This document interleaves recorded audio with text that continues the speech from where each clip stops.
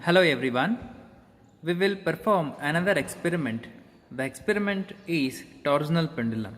Here in this experiment, we will find out the modulus of rigidity of a wire and the moment of inertia of a torsional pendulum. What is the rigidity modulus? That is, neta is the rigidity modulus. It is simply stress divided by strain from the Hooke's law. Here this is the tangential stress. This is the tangential stress. And this is the shear strain. This is the shear strain and this is the tangential stress. This is the rigidity modulus. And another quantity we are going to find out in this experiment is moment of inertia. That is, what is the moment of inertia? The tendency to resist the angular acceleration, or you can say the mathematically it is the product of mass of a body and its square of its distance from the axis of rotation, that is r square. So we are going to find out these two quantities from the torsional pendulum experiment. So this is schematic diagram of the torsional pendulum. A thin wire is attached to this disc. This disc is suspended by a thin wire and the disc is allowed to oscillate in horizontal manner. So here we are going to apply the tangential force like this. This is the tangential force which is applied over here. By this tangential force, the strain produces in the wire, that is, twisting will happen in the wire. That twisting itself is the shearing strain. By using this, we can able to find out what is the neta or the rigidity modulus of the wire and the moment of inertia of this disc by using these following equations. So this is the experimental setup and this is the torsional pendulum. This torsional pendulum includes this disc which is suspended with the wire and the clamp is there which has been tightly clamped. So here we have to take the observations of this. First we have to find out what is the length of this wire from this point to this point by using scale or by using thread, and then we can measure the length of the thread later. So finally we should have the length of this wire. Next is we have to find out what is the radius of this wire by using micrometer screw gauge. We have to use the micrometer screw gauge.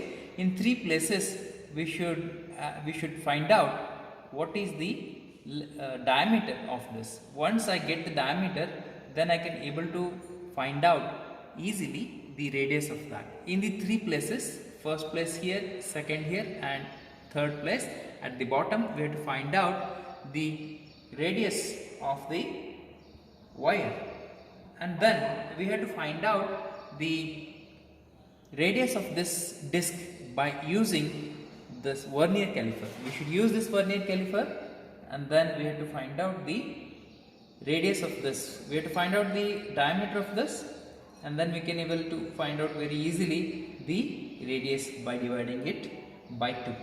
So these are the observations we should note down in the tabular column. Already it has been noted down here. Radius of the wire is found to be 0.18 mm, that we should convert into meters.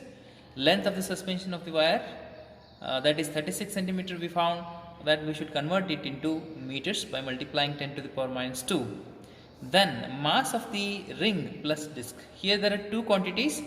This is mass of the ring is what is the mass of the ring and what is the mass of the disc together, what it includes. Then radius of the ring we should find out. So this is the radius of the ring which we found. Then we have to go ahead to conduct the experiment here.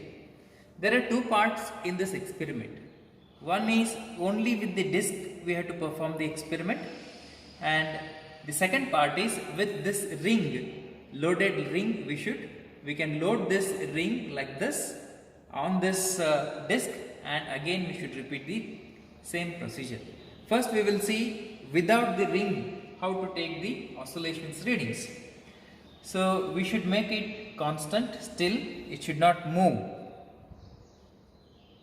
Now this is very steady disc. Now we should give the twist to this or the tangential force to this. So when I rotate this, it is as good as giving the tangential force to this or giving the twist to the wire. So approximately 180 degrees we should move. One reference point we should take. I have taken this as a reference point and twisted it to 180 degrees. Slowly we should leave our hands so that it is set into oscillations. Now we should set it to oscillations. This point is moving to that extreme end and coming back. So it goes to this end and comes back to the original position. This is set into oscillations or simple harmonic motion. Now we should take the stopwatch. This stopwatch has to be set to the 0. So I'll tell you about the stopwatch. Now this is the 0 reading. So this is start, this is stop and reset. Start, stop, reset. 3 things are there. So we should start at the initial point and count the 10 oscillations and note down the time for 10 oscillations. Let us start the oscillations from one end. I will start with this end. So at a time I should start. So it is moving that end.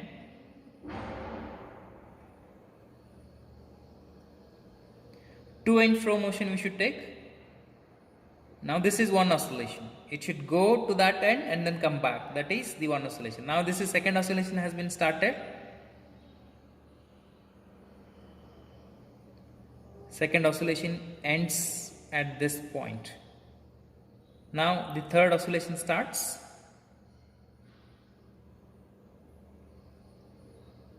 When it comes back to this point, then that is the end of third oscillation.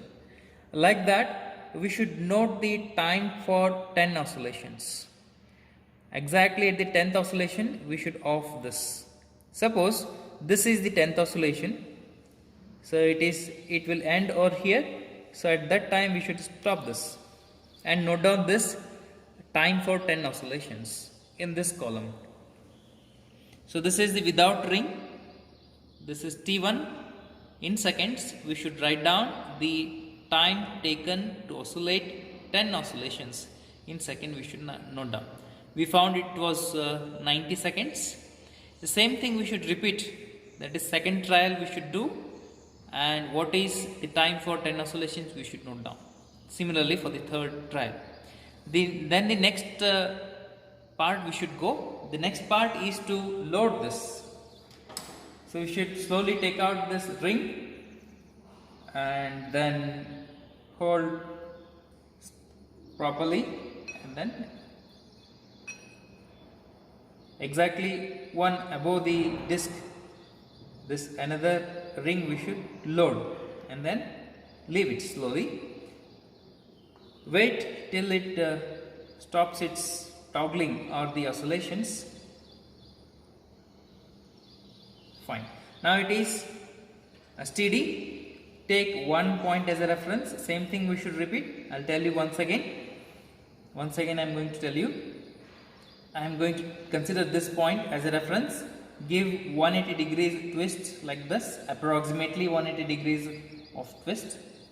Leave your hands very slowly so that there should not be any disturbance of the toggling to the oscillations.